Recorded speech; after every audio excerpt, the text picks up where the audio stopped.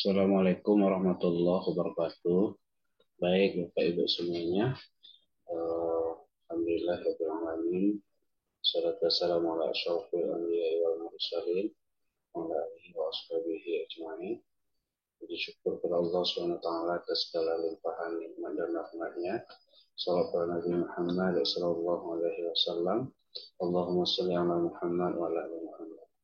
Baik, pada kesempatan ini eh, kembali kita bertemu pada pertemuan mata kuliah desain pembelajaran berbasis digital.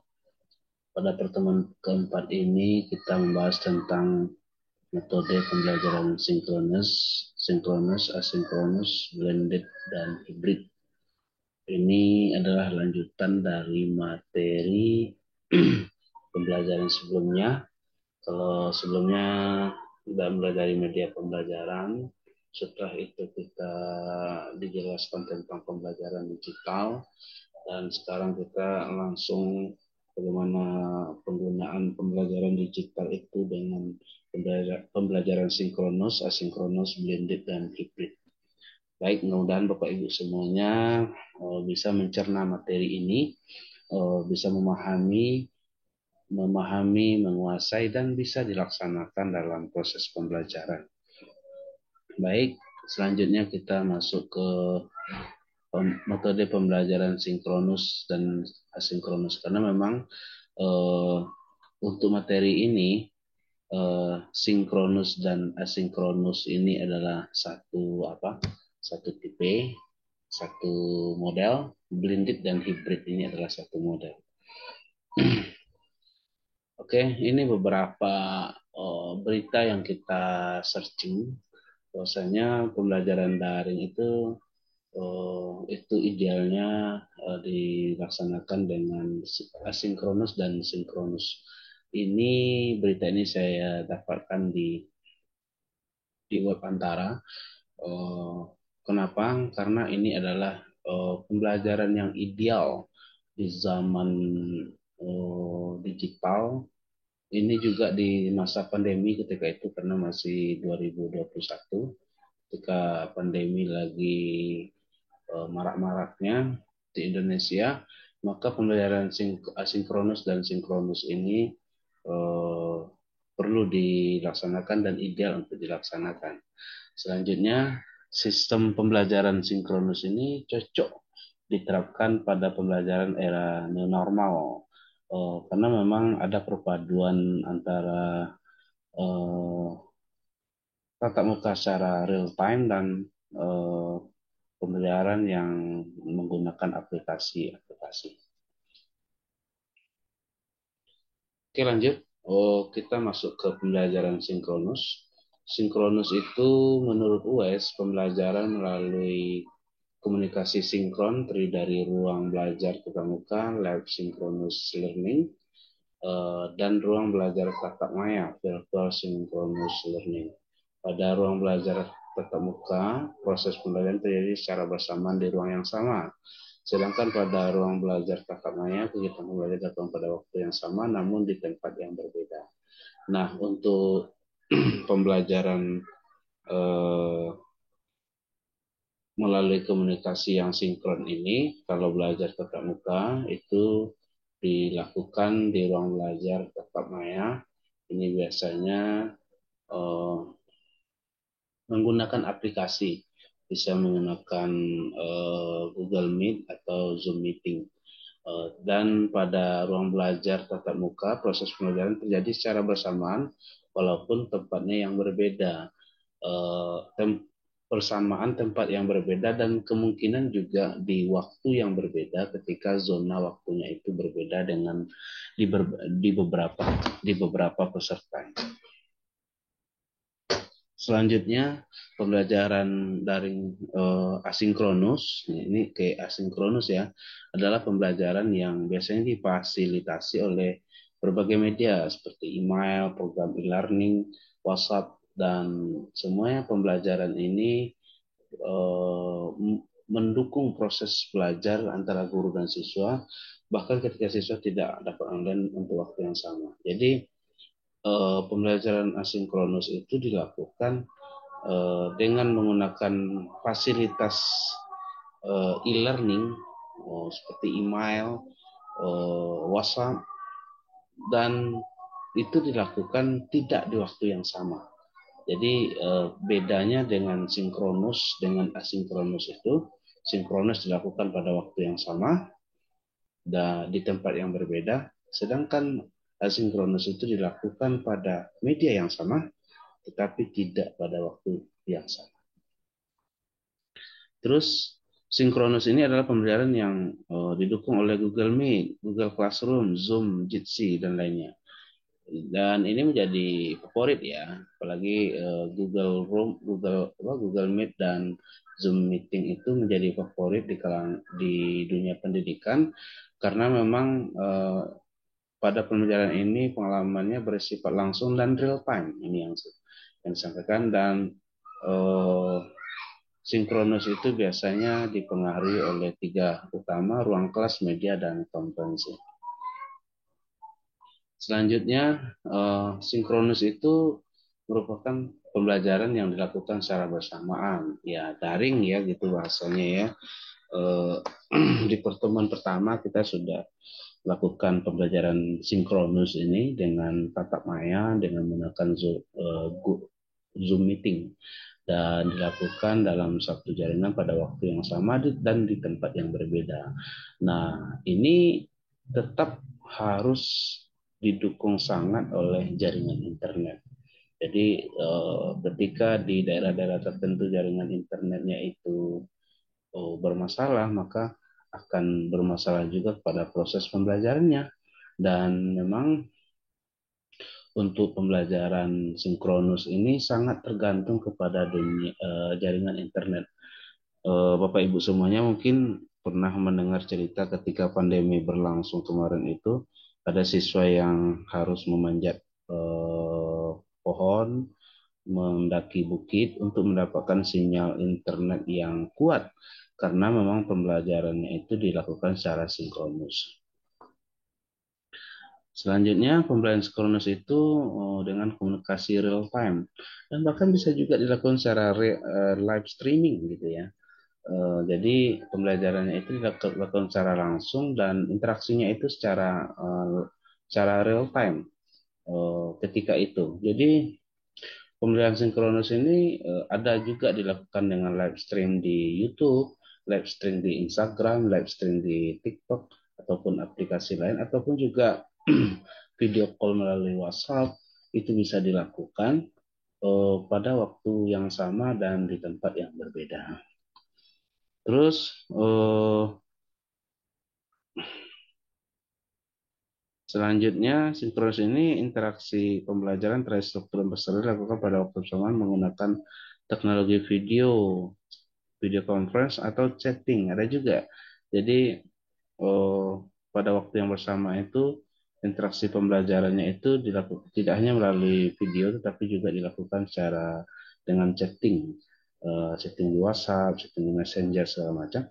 Dan gunanya itu untuk men-share materi-materi pembelajaran atau bisa juga dilakukan diskusi kelompok agar lebih terarah pembelajarannya. Lanjut ke pembelajaran asinkronus itu ya pembelajarannya tidak langsung ya.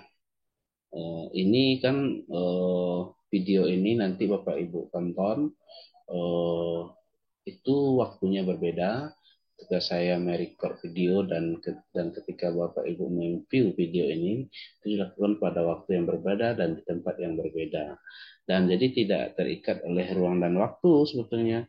Eh, tapi tetap aja untuk pembelajaran asinkronus di PJJ ini dibatasi waktunya 2 atau 3 hari supaya itu bisa digunakan dan penilaiannya juga bisa dilakukan karena ada batasan waktu tersebut.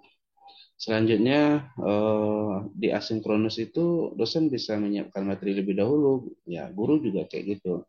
Jadi saya ngajar asinkronus ini ya disiapkan dulu materinya dan terus baru setelah materinya siap disampaikan kepada mahasiswa dan itu fleksibel. Jadi Saya kira ini Bapak Ibu sangat beruntung bisa kuliah di PJJ ini dilakukan secara sinkronus dan asinkronus. Kalau masih ada yang nggak bersyukur itu sudah keterlaluan itu. Karena memang materi apa metode perkuliahannya itu bisa dilakukan secara fleksibel. Kalau ada juga mahasiswa yang nggak wisuda karena dengan metode perkuliahan seperti ini, itu ya sudah sangat keterlaluan Bapak Ibu semua. Tapi saya yakin Bapak Ibu semuanya bisa menyelesaikan studinya itu eh, tepat waktu, cepat waktu, dan sesuai dengan waktunya. Selanjutnya, ya ini asinkronus itu instruktur menyiapkan materi terlebih dahulu dan dilakukan secara fleksibel.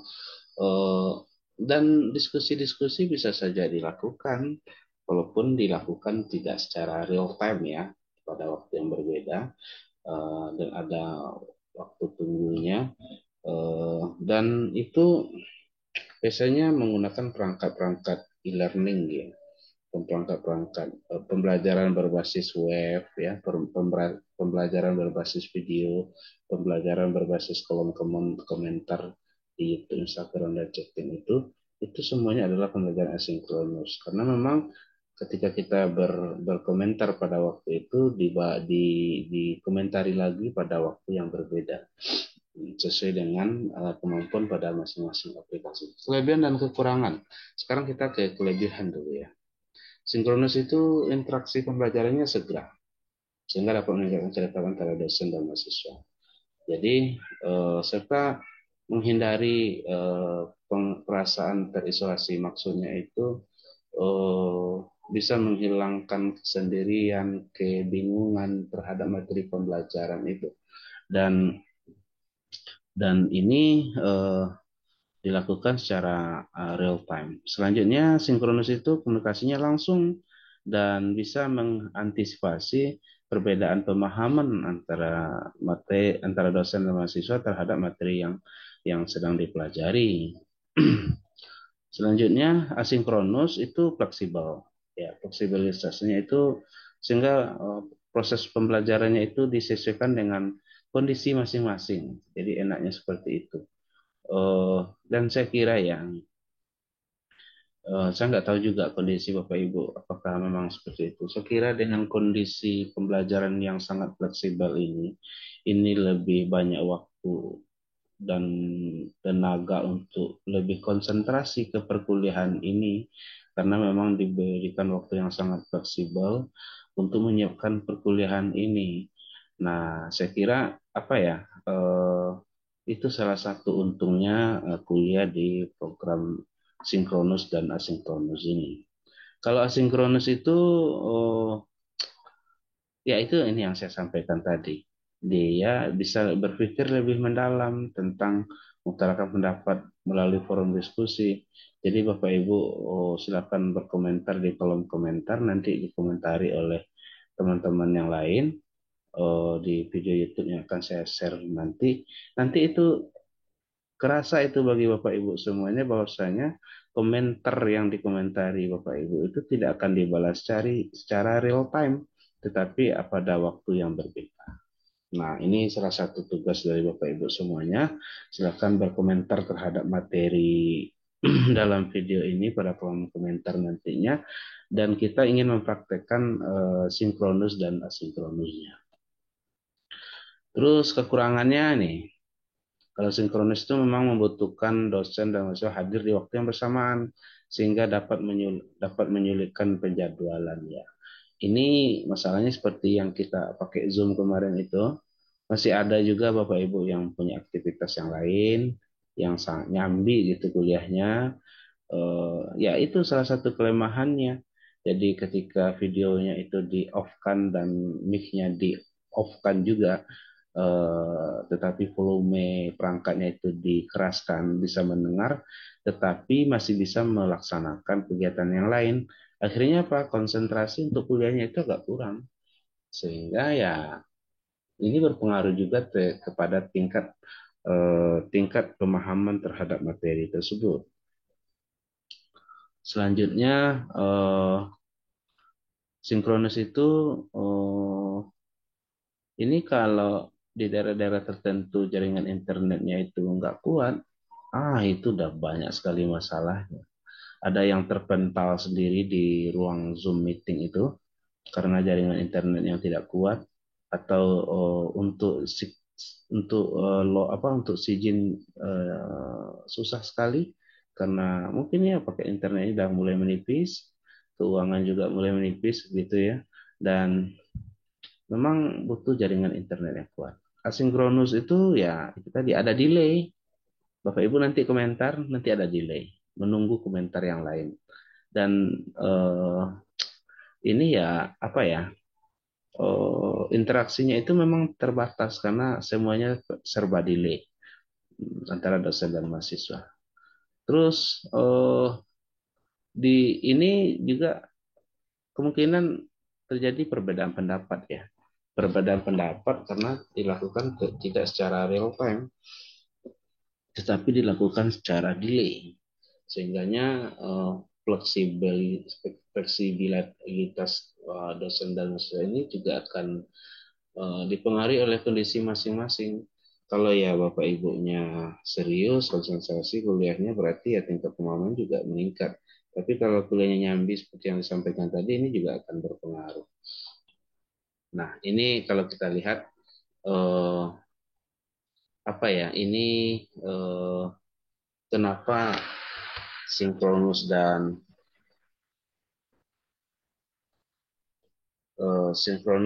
asinkronus itu dibutuhkan gitu ya. Ini implementasinya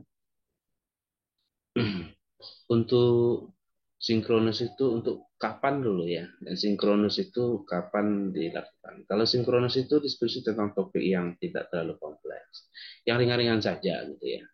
Terus eh, pengenalan, terus perencanaan pembelajaran di awal-awal ya.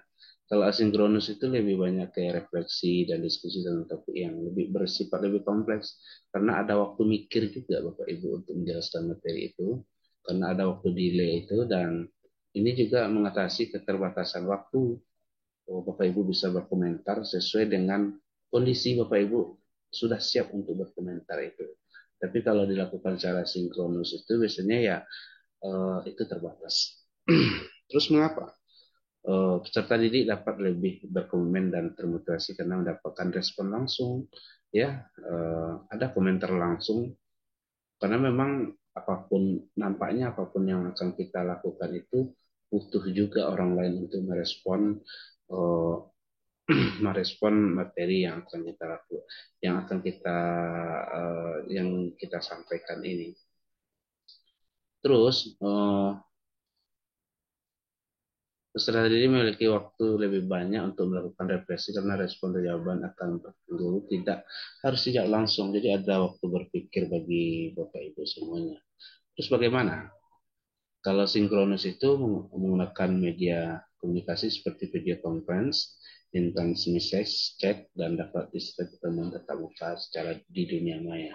Selanjutnya, asinkronus itu dilakukan secara media komunikasi tidak langsung seperti email, diskusi board, ataupun blog. Ini contohnya Bapak Ibu, kalau peserta didik diminta untuk bekerja sama secara berkelompok dan berdiskusi melalui instant message atau chat untuk saling berkenalan, membuat perencanaan belajar, dan membagi tugas. Terus, guru juga ingin menyampaikan suatu konsep yang simpel dapat menyampaikan pembelajaran secara live melalui video conference.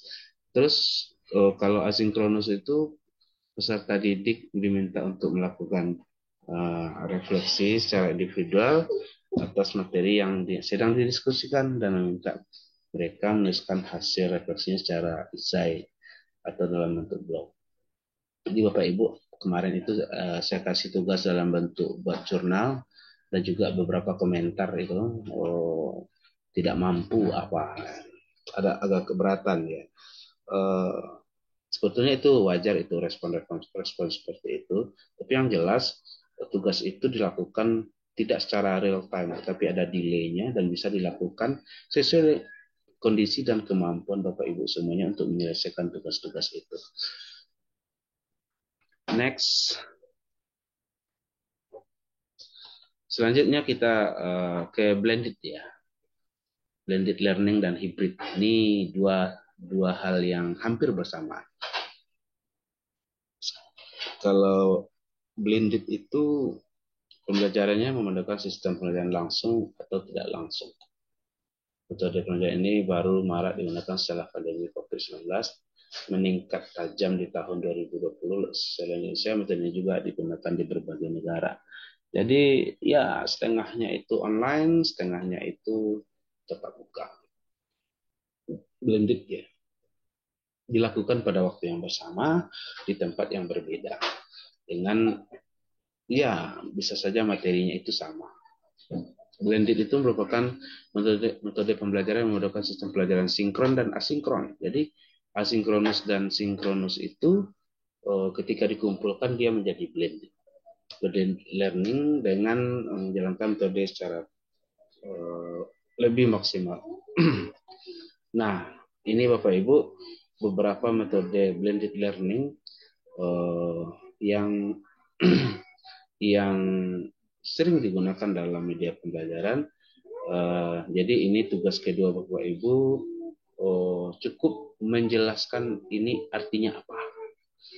Tugasnya itu menjelaskan dari 12 ini apa artinya. Ya, saya tuliskan apa artinya. Itu saja nanti dikirimkan filenya pada portal tugas kuliahnya. Jadi udah ada 2 tugas ya. Yang pertama itu mengomentari di kolom komentar nantinya dan juga ini menjelaskan ini artinya apa. Lanjut. Ini 4 langkah pembelajaran blended itu. 1, menentukan model. 2, menentukan tujuan membuat materi pembelajaran. 3, membuat sistem penilaian dan evaluasi. 4, melakukan sosialisasi dan persiapan. Nah, ini jadi artinya blended ini juga harus disiapkan juga. Jadi ini sesuai juga dengan konsep pendidikan itu adalah kan sesuai dengan amanat undang-undang itu pendidikan itu adalah usaha sadar dan rencana.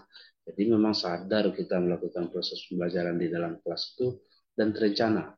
Nah ini salah satu bentuknya. Pertama menentukan model blended learning itu. Kita itu mau active learning, mau problem solving, ataupun mau discovery learning, ataupun pembelajaran itu student centered atau teacher centered itu terserah kepada gurunya. Mau mengaktifkan siswanya, mau mengaktifkan gurunya saja, ataupun pembelajaran ini berbasis masalah, pembelajaran itu untuk menemukan, mencari sesuatu yang baru, ataupun pembelajaran ini menemukan kasus-kasus, menemukan masalah dari kasus-kasus dalam materi tersebut, itu terserah kepada gurunya. Nah, setelah itu baru ditentukan tujuannya. Tujuannya untuk pembelajaran ini apa? Ini disesuaikan dengan materi yang akan dipelajari pada sistem pembelajaran. Dan ditentukan juga sistem penilaiannya, karena memang berbeda itu dengan tatap muka biasa dan dengan pembelajaran blended learning ini. Sistem penilaian dan evaluasinya itu berbeda. Itu disesuaikan dengan kondisi peserta didik juga dan kemampuan peserta didik juga. Karena memang bisa saja ada siswa ini yang tidak siap untuk pembelajaran blended learning, berarti tingkat penilaiannya itu tidak terlalu komprehensif, tapi lebih banyak unsur subjektifnya. Terus keuntungan dalam metode blended ini ya lebih fleksibel ya.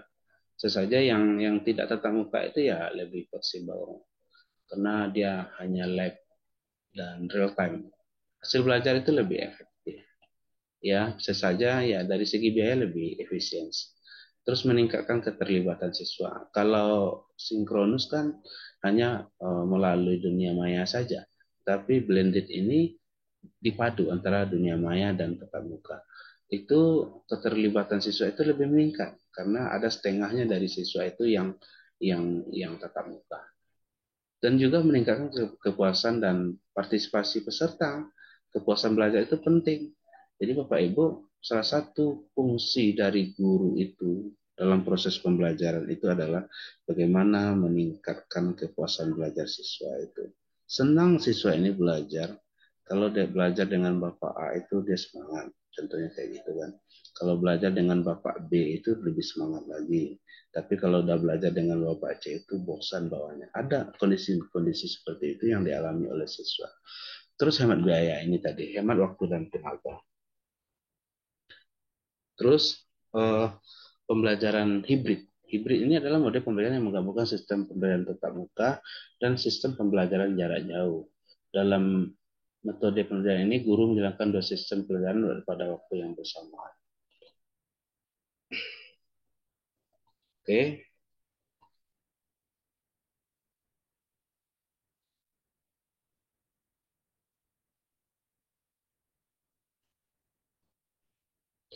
nah pembelajaran hibrid ini adalah pembelajaran yang menggabungkan sistem pembelajaran tatap muka dan sistem pembelajaran jarak jauh. Dalam metode pembelajaran ini, guru menjalankan dua sistem pembelajaran dalam waktu yang bersamaan. Jadi ya, tatap mukanya ada, jarak jauhnya juga ada. Nah, itu saya kira ini lebih kompleks lagi. Karena di samping tatap muka, pembelajaran jarak jauhnya juga ada. Ya, ini mungkin sering dipraktekkan ya. Kuliah di lokal ya juga, tapi tugasnya di web juga ada, di di media-media digital juga ada, dilakukan secara bersama. Terus elemen penting dalam hybrid learning itu pertama live event, online dan tatap muka bersamaan.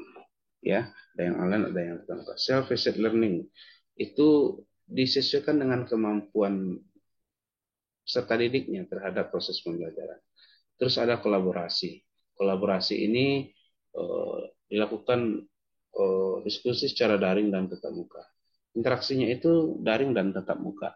Terus ada penilaian jelas, terus perform support material, sumber daya yang memenuhi standar. Tetap saja Bapak Ibu semuanya, mau sinkronus, asinkronus, blended maupun hybrid, support material ini sangat menentukan. Support itu ya perangkat pertama, yang kedua jaringan internetnya, dan yang paling penting itu adalah kemampuan dari guru dan peserta didik terhadap penguasaan materi dan penguasaan support material ini terhadap pembelajaran itu. Jadi Bapak Ibu semuanya, kalau masih ada hari ini guru yang tidak bisa memakai Zoom, itu mungkin sudah sangat jauh ketertinggalannya. Kalau ada sih guru sekarang tidak pandai cara menghidupkan laptop contohnya, tidak pandai cara memprint, tidak pandai cara membuat email, itu sungguh sangat ketinggalan sekali. Karena begini ya, rata guru saat ini itu adalah yang pernah kuliah, dan pasti kuliah itu menggunakan email, laptop, internet, dan itu sesuatu yang familiar bagi mereka. Nah, perform support material ini sangat menentukan dalam segala bentuk model pembelajaran itu, termasuk hybrid, blended, sinkronus maupun asinkronus. Bapak Ibu semuanya, selanjutnya yang terakhir perbedaan blended dan hybrid.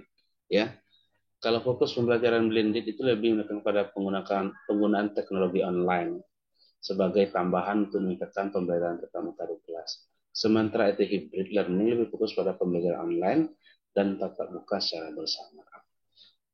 Jadi kalau blended itu lebih ke gimana cara penggunaan teknologi itu, sedangkan hybrid itu lebih bagaimana fokus pada pembelajaran itu. Terus nomor dua, pembelajaran hibrid itu siswa dapat membagi waktu antara belajar di kelas dan belajar di rumah, atau siswa dapat bergantian hadir di kelas secara fisik dan secara online. Sementara itu blended, itu siswa belajar secara fisik di kelas dengan guru, tetapi juga menggunakan platform online untuk mengakses konten pembelajaran tambahan dan memperdalam pemahaman mereka tentang topik tertentu. Nah, ini jadi begitu bedanya. Terus pemberian teknologi blended learning memungkinkan penggunaan teknologi yang lebih beragam, sementara hybrid biasanya mengandalkan satu platform pembelajaran online. Ya, hybrid itu ya seperti penggunaan YouTube, Zoom, dan email ataupun segala macam. Bapak Ibu semuanya, itu materi kita untuk pertemuan keempat ini. Ada dua tugas yang akan Bapak Ibu lakukan. Pertama, Bapak Ibu berkomentar pada kolom komentar nantinya, dan yang kedua menjelaskan pengertian dari yang 12 ini, nanti jawabannya dikirimkan ke portal perkuliahan. Itu saja, terima kasih. Salam sehat Bapak Ibu semuanya. Assalamualaikum warahmatullahi wabarakatuh.